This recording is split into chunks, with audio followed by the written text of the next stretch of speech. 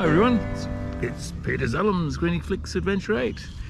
The video today is about a lens I haven't used. Incredible. And the reason why I haven't used it, I bought a bunch of old Nikon AIS lenses and AI lenses off eBay way back because I wanted one of the batch of about 5 lenses, and one of those lenses that I really didn't care whether I got or not was this one here. It's a Nikon Nikkor. It is the AIS version, and it's a 28 to 50 millimeter zoom. The old zoom manual lenses used to have 2 rings, one for zooming and one for focus. Nikon introduced a series of lenses that had this push-pull zoom process and then focus. The other advantage of this particular lens, it does have a close-up function which takes you down to 0.32 meters.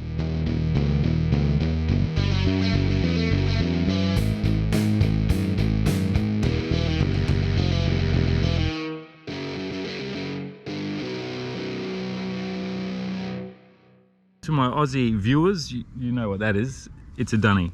For my overseas viewers, what's a dunny? It's a toilet. It's a WC. It's a convenience to relieve yourself. This must be one of the few leftover dunnies in Sydney, in metropolitan area. I'm in an area called Callan Park, which used to be a lock-up zone, asylum, as they used to call them in the old days. Okay, today, special video, again a special video. Oh, okay, so COVID. Well, we're just a bit of an update in COVID in Australia and Sydney particularly. From midnight tonight, there's going to be new restrictions again. So right now we're all restricted to 5-kilometre radius. We're restricted to exercise in that area, and there will be new restrictions coming in from midnight. I suspect that Australia's given up on the extermination of COVID and has gone into the mode of coexist, much the same as many other countries around the world. The age of the lens, I suspect, is probably about 40 years old. It looks in pretty good nick. When I was looking through it, there wasn't any fungus and dust, and well, there might be a little bit of dust here and there, but otherwise it looks pretty clean lens. I do actually have another zoom variety of this age, and that's a 35-105, which also has a close-up or macro facility on it as well. So I might do 2 videos, one on this one and one on the other. They're not a very popular lens, which means they are quite inexpensive, cheap in fact, to buy it secondhand off eBay, auction sites, whatever, secondhand markets. It's not a very fast lens. It is f3.5, but on a digital camera it's pretty, you know, you've got a lot high ISO on a digital camera, so there shouldn't be any problems with regards to type of shots you take. On the close-up, you should be able to get some decent bokeh. At 28mm you can focus down to 0.6 meters. You have to extend to 50 millimeters to actually focus down to 0.32. Otherwise all other focal ranges are minimum focus at 0.6 meters. Otherwise it's a light lens. To use it on a Nikon body, you need, for it to couple with light meter, you need to have one of the Nikon F mounts that actually have a coupling ring for the old Nikkor AI and AIS lenses. Off I go. It's late afternoon, early evening, so we'll do some low light, a few sunset shots, some close-ups and whatever. So I might shoot over a couple of days and then show you the results, and then we can have a look at the video. Okay, on with the show.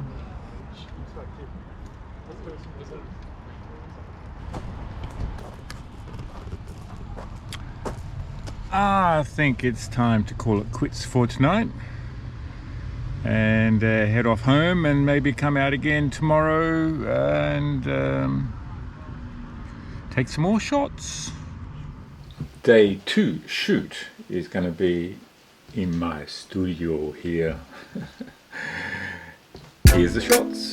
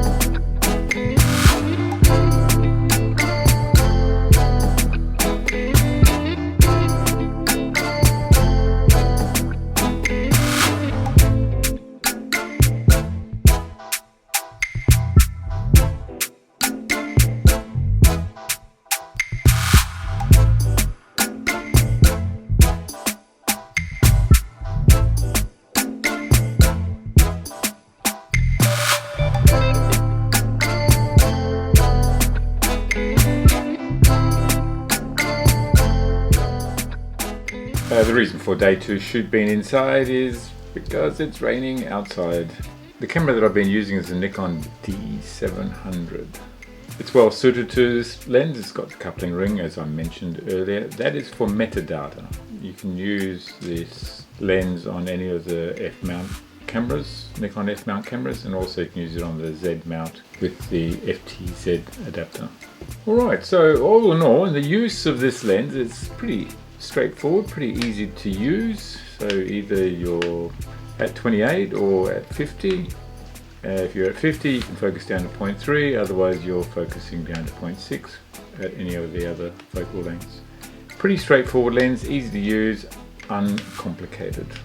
And it's fairly lightweight as well and compact. So all in all, a pretty good lens, all-rounder. I guess that's exactly what it's meant for.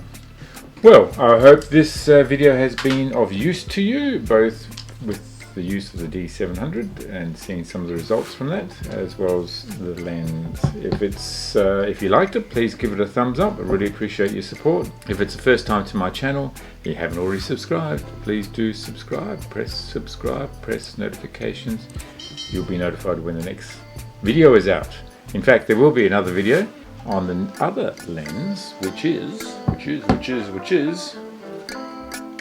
this one here, the other push-pull lens, the 35-105. So that will be coming out shortly as well. So do subscribe, press notifications, and we'll see you on the next video. Thanks for watching. Cheers. Bye.